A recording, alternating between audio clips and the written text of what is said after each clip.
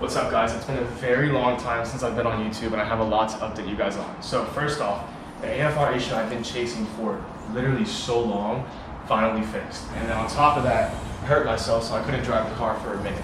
So if you guys come over here, a couple updates with the car. The biggest thing was that the AFR gauge sensor was bad. I've replaced that. I did a ton of diag and everything.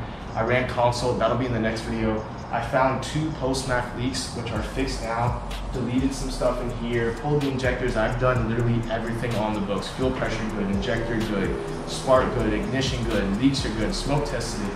And this whole time, it was as simple as replacing the sensor on the gauge. So we still have a bunch of parts ready to go on. Last time we left off, I talked about the HKS wastegate. This is a mess. It's gonna get cleaned up before the next video because I can't work like this. So of course, I assumed it was the fuel pump because if it's reading lean, that means it's not getting enough fuel.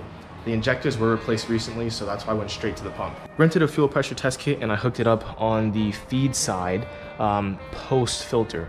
That way we know that it's not a clogged filter. It read good readings. The readings were slightly high. So we had like 39, 49.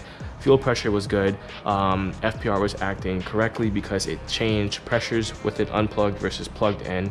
I thought it was the injectors. I actually pulled the injectors and I was gonna get them cleaned, but then I thought to myself, how is it possible that when I start the car, it reads super rich, then goes super lean, but the idle never changes?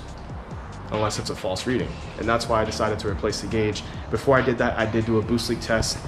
Couldn't find any boost leaks, so I actually did a smoke test, which is the same thing, but you incorporate smoke into the boost leak test. And on the PCV side of things, these hoses, both of them were leaking. I actually ended up taking off this recirc, which I have extra line still up here. I'm gonna put it back in, but I was getting a pretty big leak on the metal braided hose that I had right here, which I replaced with this rubber one, and I was also getting a leak on this side too, so I basically capped off the intake here, and I guess that helped a little bit. I'm glad I didn't spend money like $400 getting new injectors because that was not the issue. You never want to spend money and buy parts and try to fix problems that you haven't verified yet. So always verify the issue before you buy parts to fix them. If you have a boost leak, you're gonna run rich. If you have a vacuum leak, you're gonna run lean. If you're running rich, it's gonna be something ignition related because rich means you're not burning enough of the fuel, so you'll check your sparks, ignition coils, make sure everything is running correctly, make sure your timing is good. If you're running lean, you're gonna wanna go to the fuel side. So you're gonna be checking injectors, checking fuel pressure, fuel filter, fuel lines, FPR, all that good stuff. It's pretty simple. You know, if you guys are having an issue and you clicked on this video or watched some of my videos because of that issue, DM me on Instagram, leave a comment below. I'm gonna help you as much as I can. I have so much stuff waiting to go on this car. I have so many things I've been waiting to do, guys, and I'm not gonna spoil it in this video because it's just content that's been waiting. And now that this AFR issue is fixed, that content is going to come out fast. I got some other things. I got something really cool, and my technical guys, you guys are gonna absolutely love this. Quick update for the guys who have subbed for a while. You guys know that I have been building this car for about 4 years now, and at one point I was building this car and I didn't have a job. So money was tight, and building a S14 from scratch and doing all the stuff I've done to this car without steady income is not easy. Luckily, I landed basically my dream job. So I am doing content and social media for M Engineering.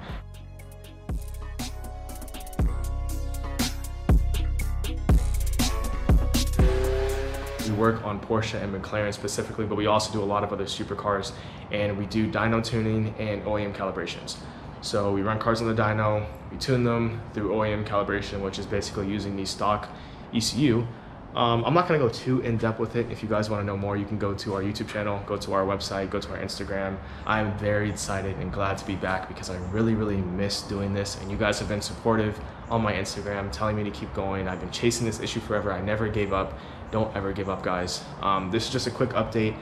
My old subs and my new subs, if you guys enjoyed this update, leave a like, and I'll see you in the next video, which will be very soon. Peace. Before I go, let's get the garage ready for the next video. You guys know I don't work in dirty spaces. I got a bunch of tools from a job I did on my cousin's GTI, so we're gonna clean this up. That way we'll have a nice, ready to go shop for the next video because we're gonna be doing a lot of hands-on, a lot of driving, a ton of different things, so let's clean up.